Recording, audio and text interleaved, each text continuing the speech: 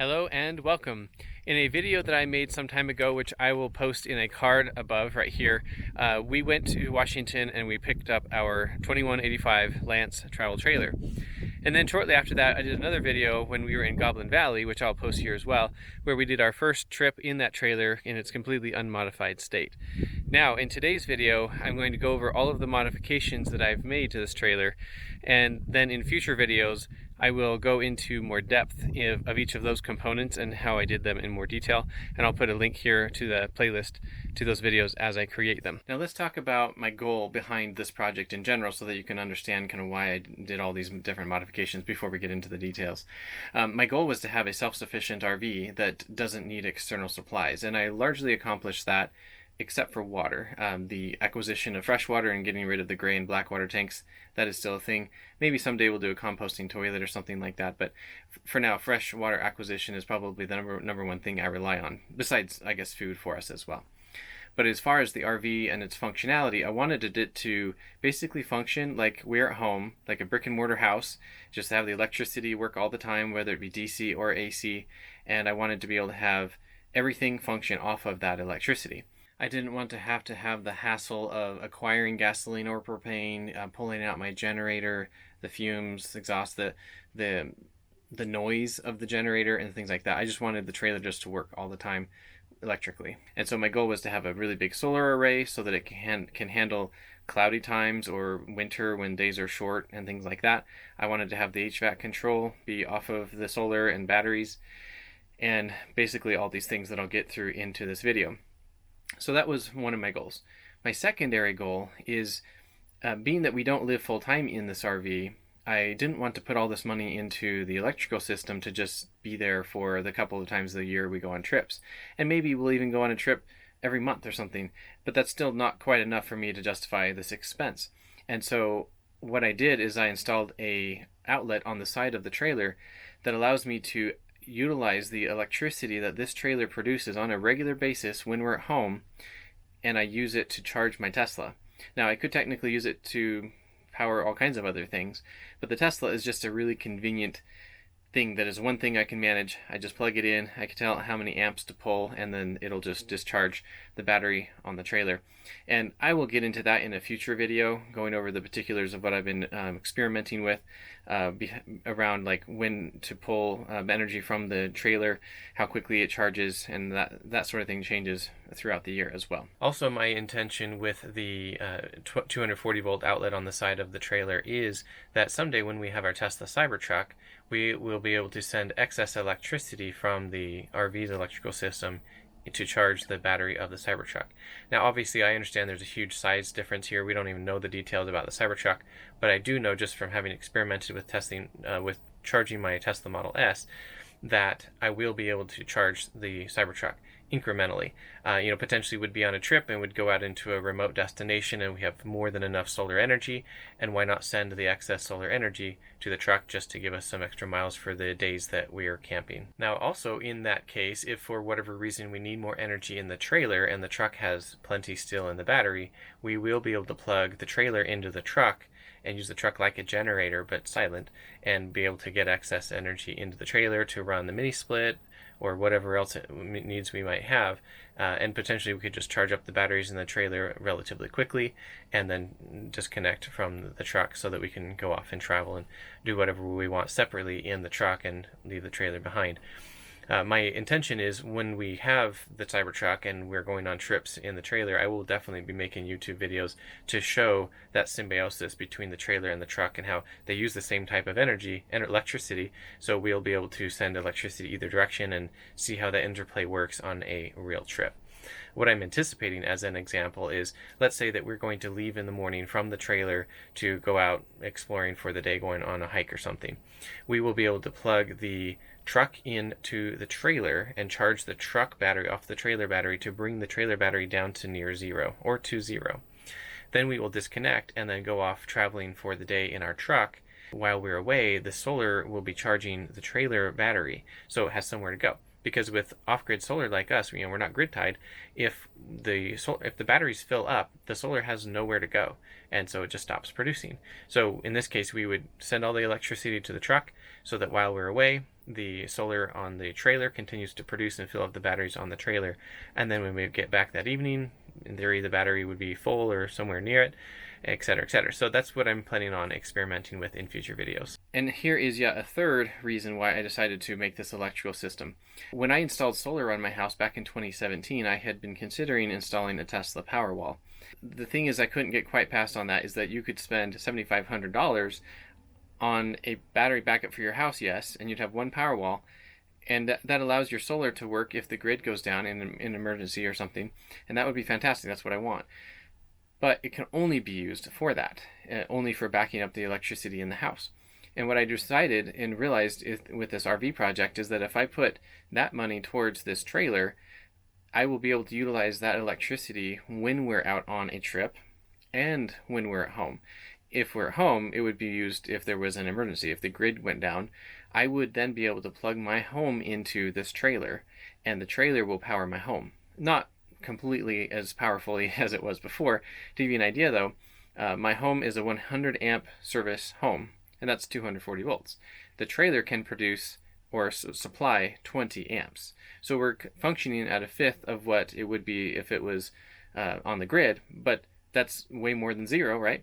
And I've gone through my home and kind of done an energy audit, and I can power literally everything in my home, with moderation, of course, depending on the solar yield and stuff like that. Except for the dryer. Our clothes dryer just happens to pull too much. But otherwise, everything else we can.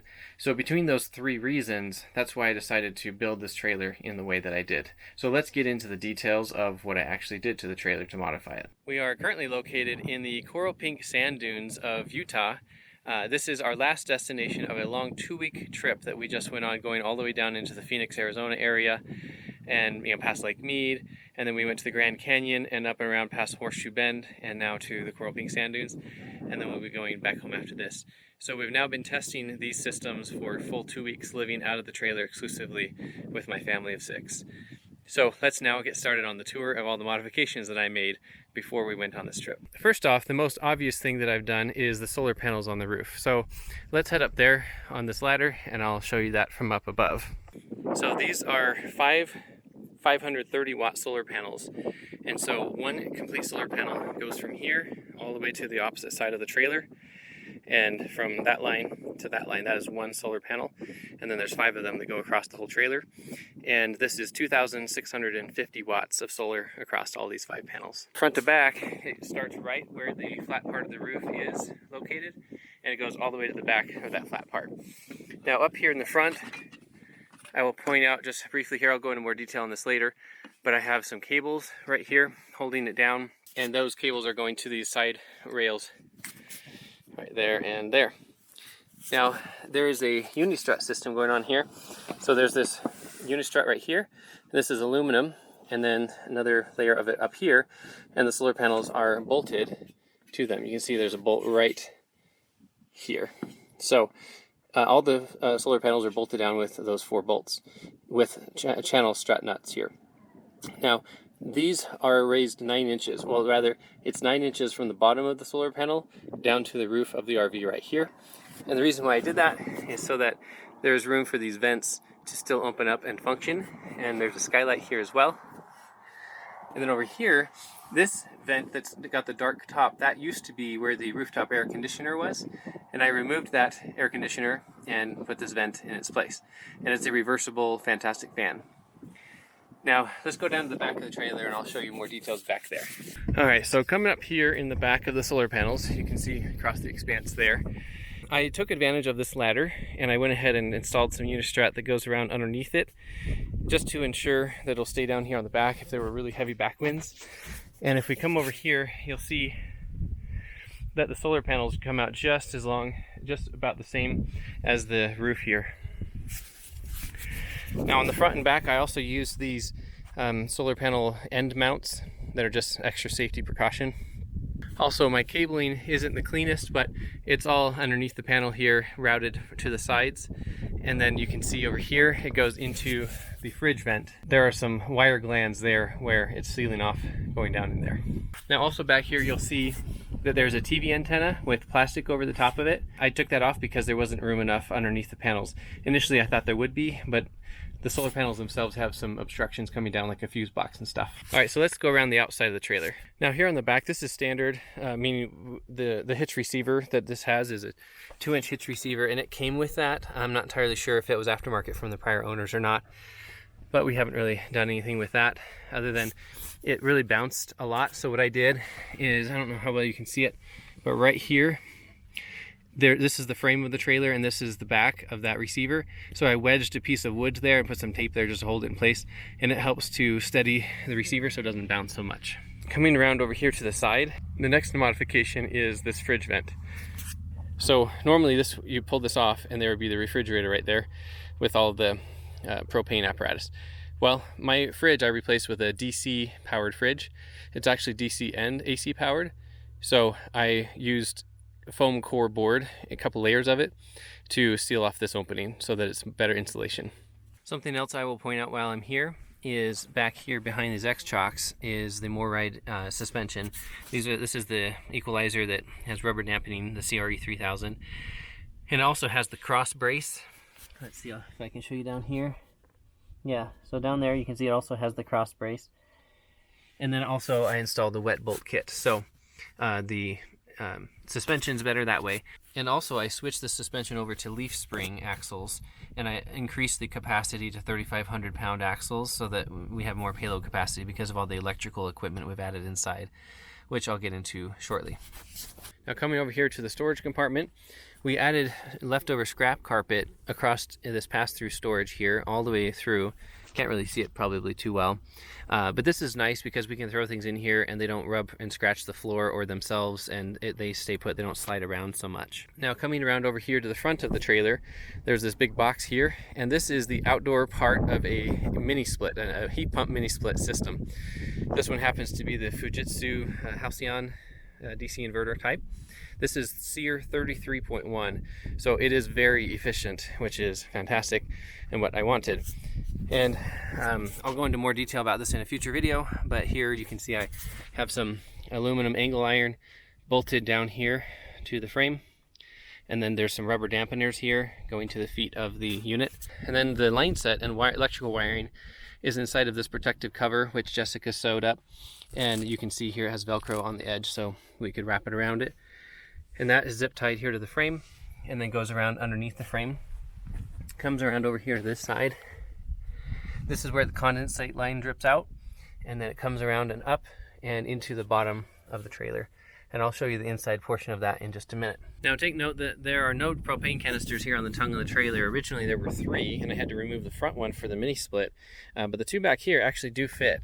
But I took them off completely just to save on tongue weight, and because we're not using propane, I just figured why have them there as dead weight. And then I actually keep them stored in the back of our truck just in case, but we haven't needed them yet. Over here you can also see the carpet in the pass-through storage. And then over here in the battery compartment bay, this is now where I keep my Starlink router. So if you see here, there is a strap. This strap right here is what used to hold down the 12-volt battery that was in here. But instead now I have it holding down the Starlink router, which is just kind of affixed there. One of those wires is an electrical wire, so it just goes to a standard household outlet here. Now this trailer doesn't normally have an outlet here, but what I installed as part of my whole electrical system is this NEMA 1450 outlet. And this is what I use to charge my Tesla from the trailer. And also I could use it to power my house. And also in this case, I put an adapter on it. So it's got a NEMA 1450 plug that goes to 4 NEMA 515 outlets. So that now I can have standard household outlets here on the side of the trailer to power things such as Starlink. And right here I can unplug this or plug it back in if I need to power cycle the Starlink router. So this coil of cord, this is excess that I don't need right now, I leave stowed in here. And then the rest of it is currently strung out to where the Starlink satellite, or the Starlink terminal is located. And right now it's in search mode. I just turned it on, and so that's why it's flat, and when it acquires a satellite link, it will then point towards that location. So this allows me to stow all the wiring for the Starlink in this little compartment, and then also if we're going to be leaving, and I'd rather not the router get stolen if I can help it, I can also just wedge this cord right here, and when I close this door, there's just enough of a gap that the cord comes out, and I can lock this, and it has a key lock here. So hopefully people will not steal the Starlink because they can't steal the entire system. and that way I can leave Wi-Fi on while we're away from the trailer. All right, so let's come around over this way. Oh, something else. Obviously that compartment is not large enough to hold the actual Starlink dish. So the dish and the base I separate and I store right here in the side storage compartment of the slide out storage. Now in here we also added carpet, and this makes it so that I can just put the dish in here flat and it doesn't get all scratched up. And then we have other various odds and ends stowed in here like any normal trailer would have. All right, so let's go around to the inside. So at first blush, probably not much looks different, but the biggest and most obvious thing is this big white box on the wall. That is the indoor portion of the mini split. And so that pairs up with that outside box that's on the tongue of the trailer right here. And this is the indoor radiator that injects the heat or the cool air into the trailer. It's fairly large, obviously, and I took a while to figure out where I could mount it, but I ended up being able to use these brackets from Amazon that I found. These are Z brackets, and I tapped right here into the aluminum studs in the wall, both here and here. And then I have a back mounting board, and that mini split is mounted to that. And then there are more Z brackets on this side. I also mounted the remote right here, which I can take out. And then there are more Z brackets under here. So this mini split is a big deal. It allows us to heat or cool the trailer year round and makes a huge difference. Now this line set you can see is right here. It comes down out of the mini split indoor unit right here, and this thing is just strapped to it. And then that comes down. I have it going behind this, whatever this is called, the surround of the window, and then it comes down across the wall down to the floor. The one limitation with this is when we close this blind, it comes all the way down until you get down here to near the bottom, and it doesn't quite fit right there. So it kind of just gets a little bit, it doesn't go as low as it could, but it's really a minor thing. If we look at the little device I have strapped here temporarily, we can see the inside is currently 72 and the outside is 43 degrees right now. Now this is the inside unit, is where it measures that temperature, and then down here that white line goes through the hole in the floor where the line set is going, and it has a device outside where it's measuring the outside temperature. Now just below the mini split, these magazine rack holders, this is not something I modified, but this is where I keep some camera equipment, and it's really convenient that I can have things being charged from the AC outlet that is right here above it. Okay, so looking elsewhere in the trailer, where I made an additional big modification is this right here. This is the cooking system. So previously there was a propane powered cooktop here, a 3-burner cooktop, and a propane oven. Well, we wanted to get away from propane, so we installed an electric microwave that is well, all microwaves are electric, but it's convection microwave. And it is much larger than the microwave was here previously. And then we have the induction cooktop here on top. And with both of these, I'll go into more details later about how I installed them, but they both pull a large amount of energy, and there are electrical wires behind them that go into my wiring system. This one right here is actually using the AC circuit that used to go to the air conditioner, and then this one up here is a new circuit that I installed. Now, one thing worth mentioning about this area, obviously this is kind of ugly. I intend to put some surface area here, maybe a butcher block or something, to fill in this gap where the induction cooktop is not, and then it will look nicer. Now, because we installed this microwave, we don't need the factory microwave that came with the trailer, and that used to be in this opening here. So we just took it out, and it has a wonderfully large cavity here now that we utilize for our pantry. So it just has food items in there, and it does have a lip here in the front. It goes down about that far, but we also got these little expansion rods that you can move around to make sure things stay in. Now up here behind these items, you'll see that vent, and that's a hole that I drilled in the wall and put a cover on it. There is another vent like that is actually down here underneath the fridge. There's some other things in here like crock pot and our blender. And right there where those wires are going is where I cut a hole. Now those holes are specifically for ventilation for this fridge, because remember I sealed off that back hole in the wall, and then also the roof vent I sealed off with foam as well. This DC fridge needs a little bit of ventilation, nothing like the propane needed previously, so I installed those additional holes. Now the standard refrigerator that comes with a travel trailer is an absorption refrigerator that uses propane, and so I took that out and installed this, which is both an AC and a DC powered fridge. And most of the time it's running off of DC. And that is just taking advantage of the DC wiring that was already there from the absorption refrigerator that was here from the manufacturer. The AC wiring comes down through this hole over there, and that comes to a power strip that I installed right here on the wall.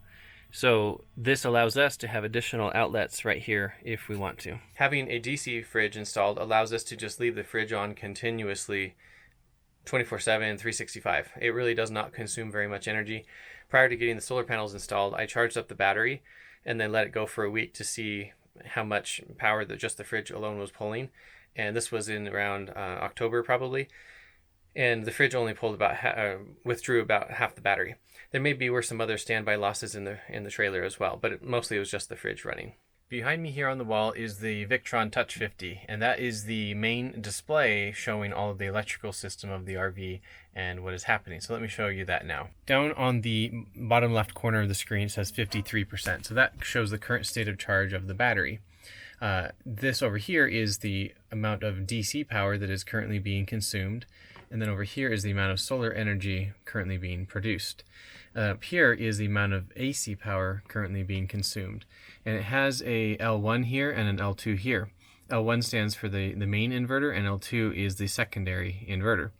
And then over here, this is where the shore power would be coming in if we were plugged into shore power, like at a campground pedestal, for instance, or maybe a generator.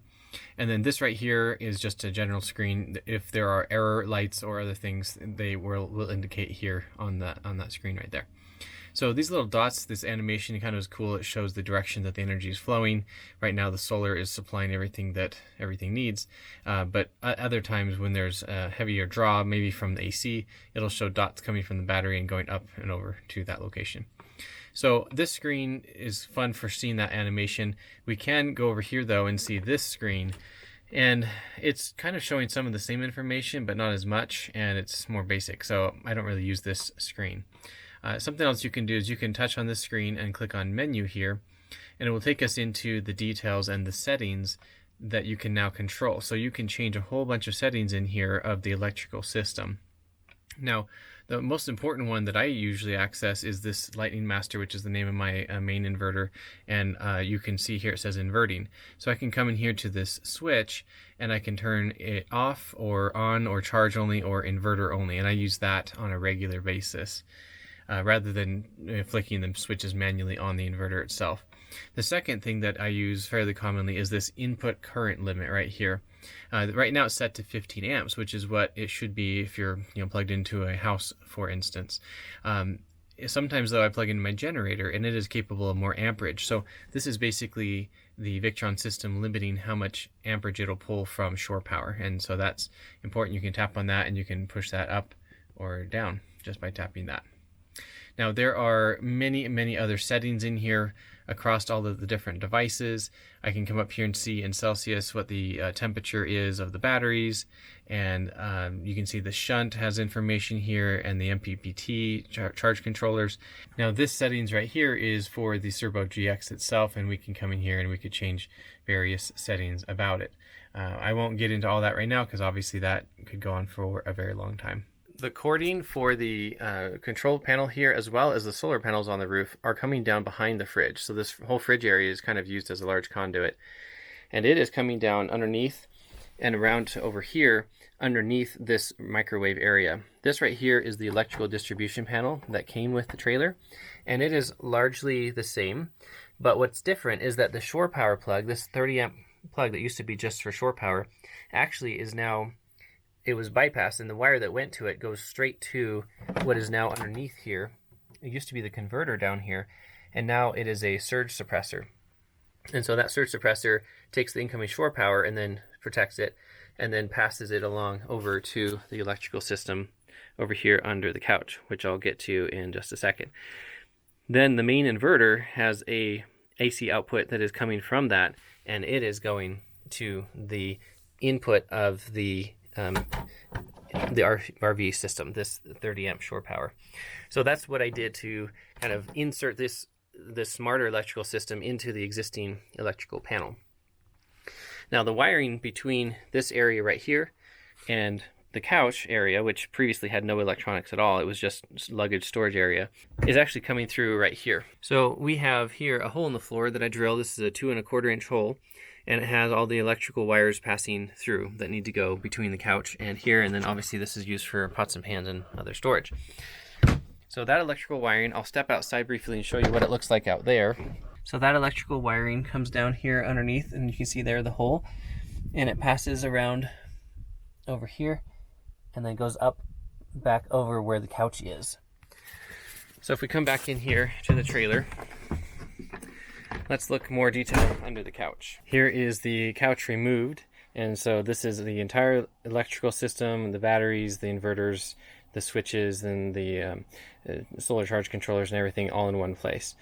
Now, I'm going to just start over here on the left side, and then we'll talk about the DC distribution first, and then we'll come back and then talk about the AC. So starting off over here, of course, the heart of the electrical system is the batteries. And so all of these function as one big 9.6 kilowatt hour battery. Each of these individual batteries is 1.2 kilowatt hours. Now, 2 of them are connected in series, so that's a 24 volt battery bank, and then with the 4 in parallel, that is a 9.6 kilowatt hour battery bank. Each of these batteries is connected with this 2-aught gauge wire into the links distributor right here, and each of them is fused as well, and if the fuse blows, then there would be a red light indicated right here. That's pretty much all that is on this links distributor is the batteries. So power is coming into or out of the batteries through that links distributor. Now next to it is the links shunt, and it is keeping track of the amount of electricity flowing in either direction. And then over here we have another links distributor, and this has everything else. As you can see out of the bottom of it, it has a whole bunch of different wires. For instance, this is one of the multi-plus inverters. This is the other multi-plus inverter. This right here is the big solar charge controller over here. And then right here is the DC system that goes to the DC of the rest of the trailer. So if we look down here, you'll see that this is the Orion DC to DC step-down converter. So it's stepping down from the 24 volts that is on this bus bar here down to 12 volts. And so that's this wire right here is coming down and into it, and then coming around over this way. That output is then coming into this switch, and you can see right here it says DC main, so it's coming to that switch. Then out of that, it is actually going up here to this bus bar, and this is a 12 volt bus bar that I installed just in case I wanted to have any 12 volt components running in this area. And incidentally, the Cerbo GX is running off of that, so that's these wires right here. But I have intentions in the future potentially to need to install cooling fans here on top of the multi-plus inverters, and so this is where I'll get the power for those.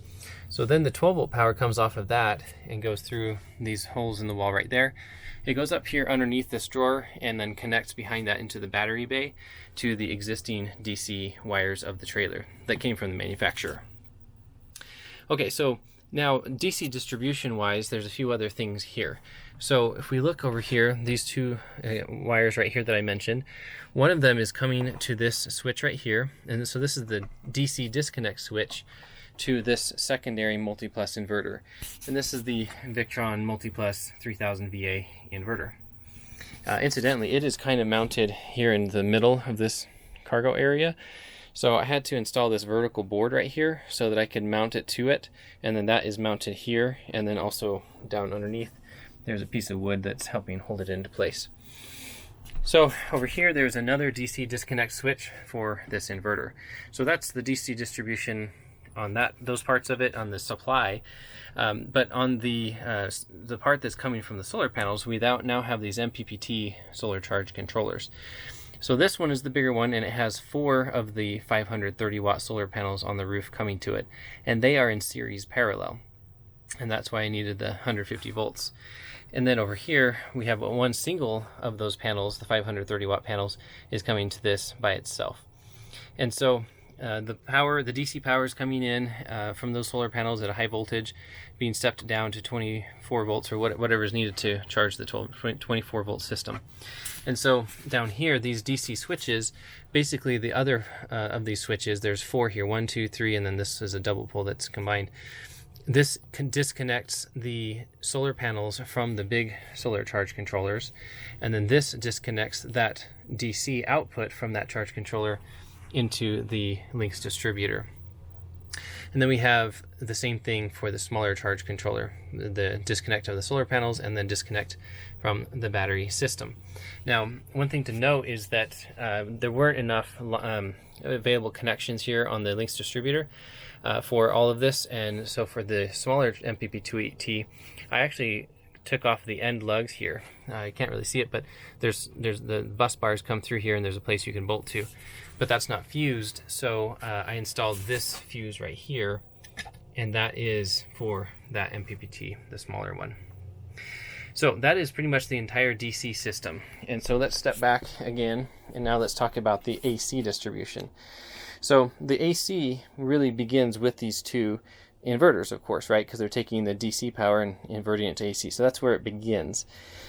So the AC outputs are coming out of these multiplexes on these lines right here, and they're coming into this square D load center. And this is a load center that handles 240 volts, so it has two bus bars inside. So over here, there is another output line that's coming in to supply the two different bus bars from each of the inverters. Now, each of these inverters are connected with a Ethernet cable right here, and so they are communicating with each other, and they are programmed to operate 180 degrees out of phase with each other to supply that 240 volts. So then we have the AC distribution. So this is the EV charging circuit on the side of the trailer, and I also use that to power my house in an emergency, like I talked about. Here is the mini split, which uses 240 volts, and that's why it's so efficient, because 240 volts, the higher voltage is more efficient. This is the induction cooktop, and so that is supplied off of this secondary inverter. And then we have the RV main, which is supplying the 30 amps to the RV from the manufacturer, like the existing distribution panel. The induction cooktop pulls a lot of power along with the microwave, and so I wanted them on separate inverters so that I could be running them simultaneously and it would still work just fine. So all of those lines are coming out down here along the bottom, and they're going, these are looping around up here, and they are going to over here, and I'll show you more about that in just a second.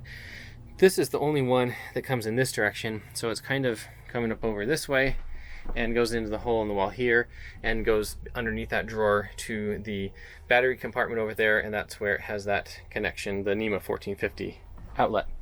So coming back over here, in order for all these wires to have somewhere to go, I had to drill a hole in the floor, and you might be able to see just a little bit of sunlight coming through right there.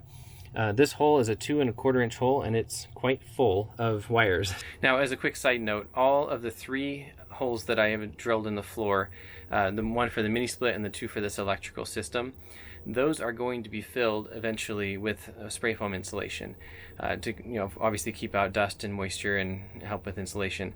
I haven't done that yet because I'm not quite sure that I'm done running wires. So down here we have a lot going on in this corner. This right here is a grounding bus bar. As you can see, everything is marked with green tape.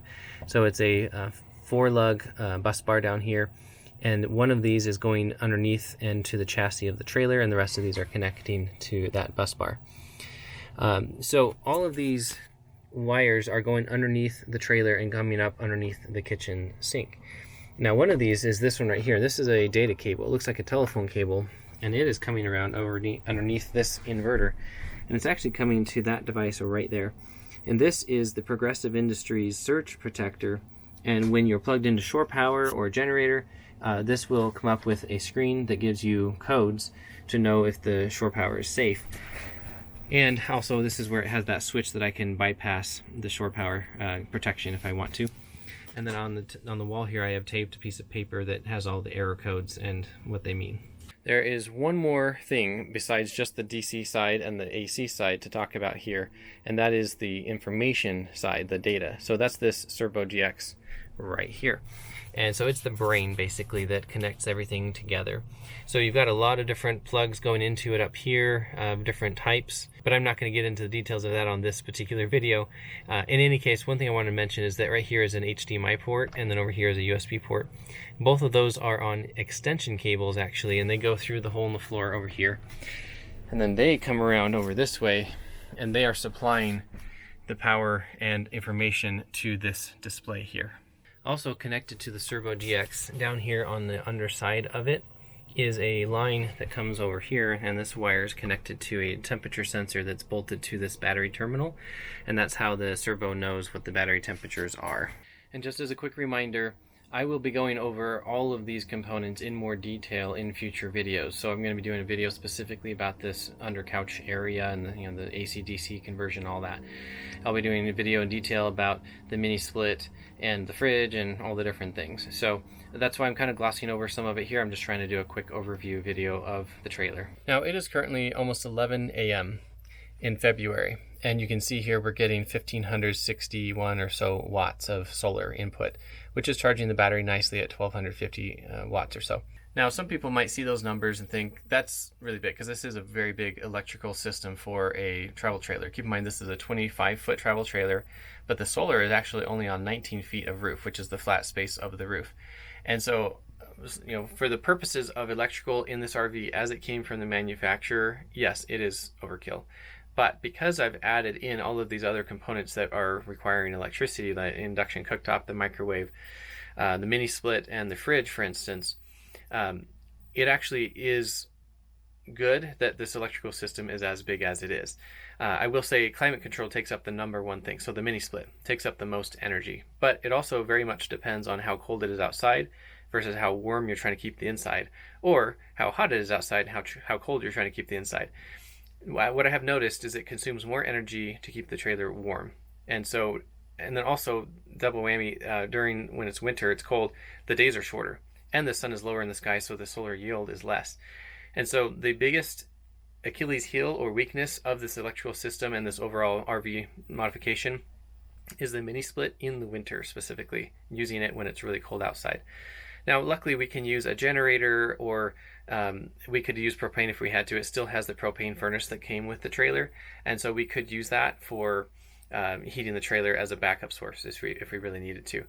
So far we haven't needed to though, and so it's been working. Just we have to keep it cooler at night. Sometimes we'll just leave the mini split off during the first portion of the night because the trailer is still cooling down and we just don't need it. During the summer though, the air conditioning of this trailer is flawless. The days are long, the solar is very plentiful, the sun is overhead, so the flat mounted solar panels are their maximum yield capacity. And the air conditioning doesn't pull as much energy, so it actually is just more than enough energy in the summertime to just keep the mini split running. The reason why I know that is because we were just down in Arizona and it was actually hot enough down there. We were using the air conditioning and it was not pulling very much. Now we haven't been anywhere yet where it's been really hot, like over 100 degrees. We'll test that later this summer. I mean, keep in mind on this trip we have a family of 6 and we've been gone for 2 weeks and we haven't consumed a single drop of gasoline or any propane because everything has been electrical and the solar is supplying everything that we've needed for this trip. So even though the solar panel is very large, it is more than sufficient in most of the warm areas that we've been. It's when we start getting north and it's really cold that it starts to struggle a little bit, meaning the solar output isn't quite as much as we'd like to consume. We don't keep the water heater on all the time, for instance. The way that I have the electrical system set up in this trailer, it functions just like it's on shore power virtually all the time, or if you had a generator, if you bring on the generator. But in our case, it's just that solar is charging the batteries during the day, and we're consuming that energy during the day. And then at night, the battery is being discharged, and just everything works all the time. We never have to turn on a generator. If we ever needed to turn on a generator, like the batteries weren't being charged sufficiently from the solar, we could. We have a generator. We've kept it in the truck just as backup. We haven't had to use it yet, but we have it in case we need to. Now, one other pro tip is something I didn't necessarily modify, but in this trailer, to keep it clean, we actually bought this cordless Shark vacuum, and we keep the beater bar here, and it fits in here just fine. And then over here we have the actual vacuum. Now to charge it, it has a plug here on the side, and so we just take that around over here, and then this bunk has an AC outlet right there, and that's how we keep it charged up. This is the inside of the vent where the air conditioner used to be, and so this is a fantastic fan. And over here it is reversible, so we can have it blowing out or sucking in, and it's actually a really nice fan to have. And we can open up our other passive vents, of which there is one right here, and then there is another one over here above the top bunk. and we can have it blowing out, for instance, and then these will be sucking in cold air really well. And then in combination with that, in the bathroom, our trailer has another fantastic fan here. This one is not reversible, it can only blow out.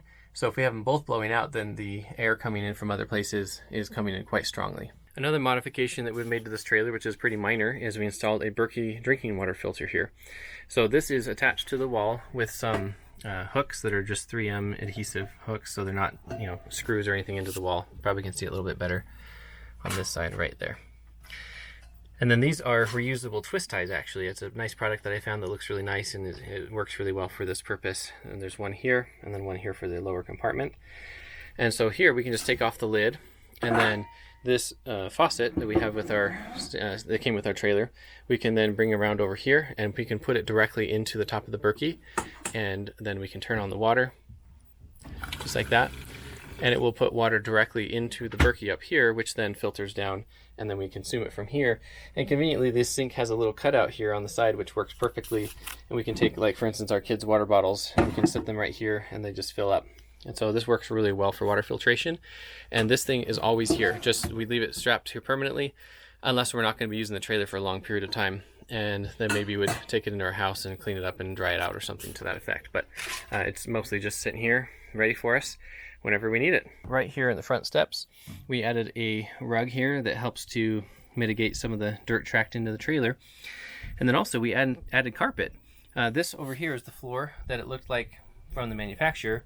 And we've just found that we really like carpet, even when we're camping, and we just vacuum it regularly, and it really helps to keep the floor much warmer in the winter, and we can lay on the floor if we want to, and the kids lay on the floor and play and stuff, and it actually helps to keep the dirt contained. Previously, when we didn't have the carpet, the dirt would get tracked in from outside while we're camping, which is obviously going to always happen, and then it would just stick to our feet, and we'd have to be sweeping multiple times a day. And now with the carpet, it's much, much nicer. And I just got a scrap piece of fabric from a fabric store and cut it to the shape of the trailer. And you can see underneath the bed back here, it stops. We want to go back just a little bit under this bed. And underneath this threshold, I unscrewed that and then put the carpet underneath it, so that holds it nicely there. This seam is not as clean as I would like it to be, but I'm not a professional carpet installer. And then we did not run the carpet past this spot right here. And then we ended it there, like I showed you before.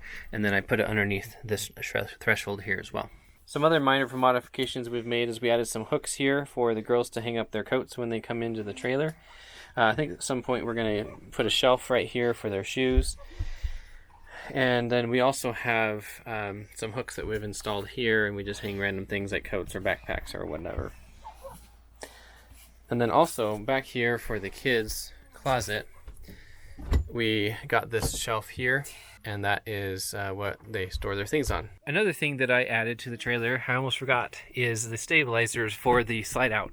So right now the slide out is slid in, and there's a lot of weight hanging here, and one of the liabilities that I've heard in forums is that the bolts here on the side break as the weight is pushing out. So what I did is I added these right here. So this is a Camco, I don't remember what it's called, I'll put it in the description, but all I have to do is pull this down just like that. So you can see it has a clip that holds it up out of the way. I just pull this down, and then I pull this out until it's upright, and now that is taking some of the weight. And then there's another one on the other corner, which I'll go to now. And there we go, that stabilizer and the other one are helping to hold up the weight here. And we also purposely put light things in the drawers here so that there's not as much weight on the slide out. Now you may be thinking, wow, this added a lot of weight to the trailer. And you would be correct, that all this equipment did weigh a fair amount. For what it's worth, I also removed things from the trailer though.